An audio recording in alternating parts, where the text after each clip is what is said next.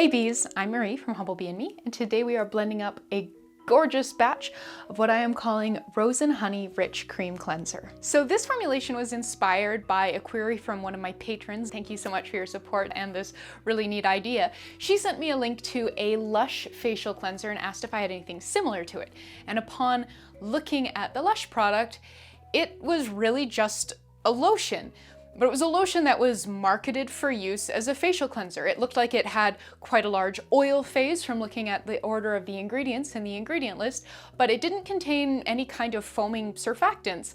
So I sort of thought, this is really more of an exercise in marketing than anything else. And I mean, that's kind of cool, right? So one of the first things I did was just try washing my face with a plain old lotion I'd made a couple times. I used the recent Super Simple Moisturizing Lotion I shared earlier this month, and hey, what do you know? It works a treat.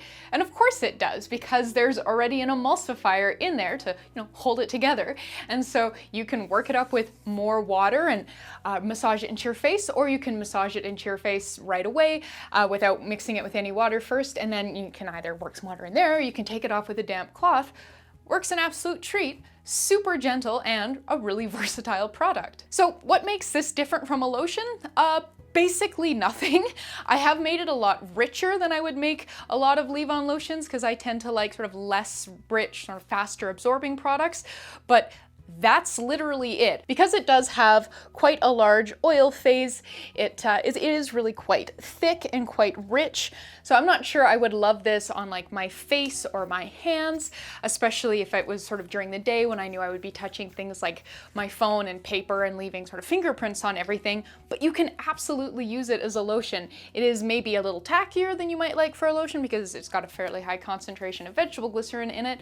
But yeah, there's no reason you can't use this as a lotion as well as a facial cleanser. Since this is designed as a rinse-off product, I have kept the ingredients fairly inexpensive. So the bulk of this is sweet almond oil, but you could very easily use a different lightweight, relatively inexpensive carrier oil instead. So something like safflower oil or sunflower seed oil would work beautifully. Our scent comes from the inclusion of some rose hydrosol in the water phase. I've used Emulsifying Wax NF to make this.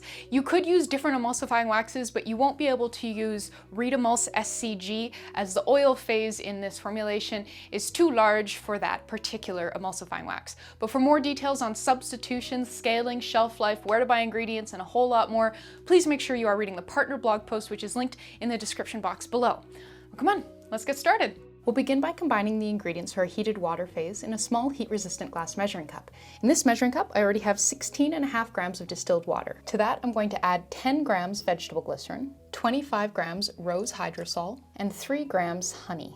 Up next is our heated oil phase, so you're going to need 10 grams emulsifying wax NF, 5 grams stearic acid, and 30 grams sweet almond oil, and if you want to use something else, please read the blog post for substitution suggestions. Before we heat our heated phases, we're going to weigh the water phase and note that weight so we can replace any water lost to evaporation during heating. To heat everything through, we're going to use a water bath. This is a wide flat bottom saute pan that has about 1 inch or 3 centimeters of water in the bottom of it.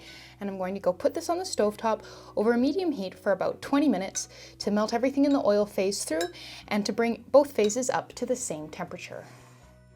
Once everything has melted and heated through, you can remove your water bath from the heat and then remove your measuring cups from the water bath. I'm going to dry off our water phase here, pop it back on the scale, and use a bit of preheated distilled water to top that weight back up to what it was when we started.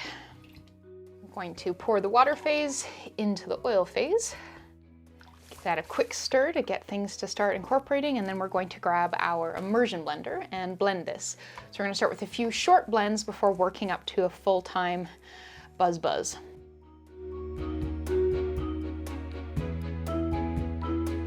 All right, so that was about 3 minutes of blending. I'm going to leave this to cool for just another 3 minutes. This is going to thicken up really quickly thanks to that large oil phase. So I would usually leave it for closer to 5 to 6 at this point in time, but I'm just going to do 3 for this one. So I'll see you in 3 minutes. Okay, so 3 minutes later, this is definitely gaining some viscosity. I'm going to give this another good thorough blend in here.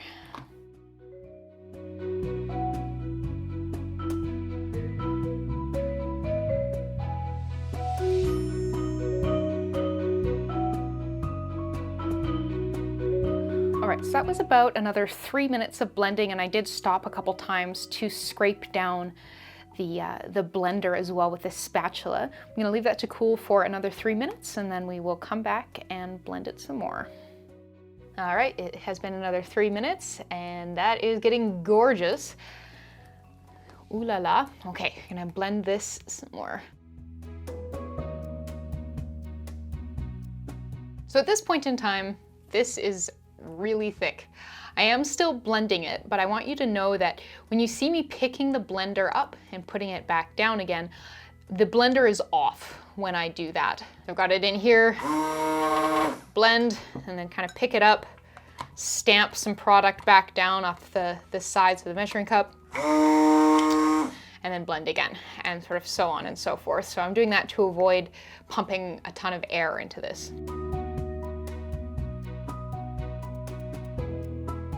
Okay, so we're done with the blending part of this now. You can see that this is really thick.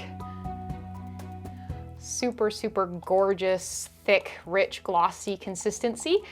It is still a little too warm to add our preservative though, so I'm going to leave this to finish cooling. Okay, so it has been just under 20 minutes. This is really thick. It's absolutely gorgeous. Thunk.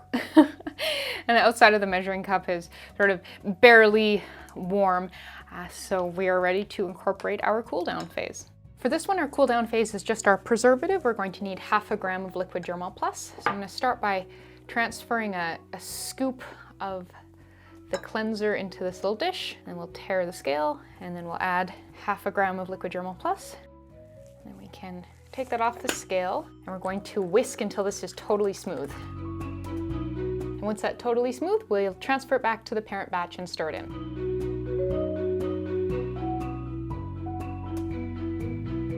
And with that done, all that's left to do is package it up.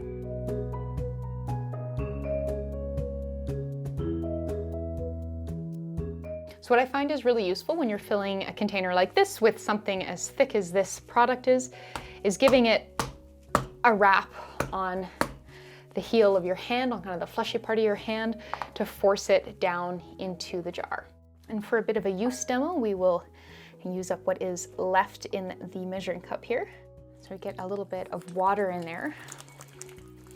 And this does work up into, yeah, just kind of like a low, creamy lather. It really just mostly feels like a lotion.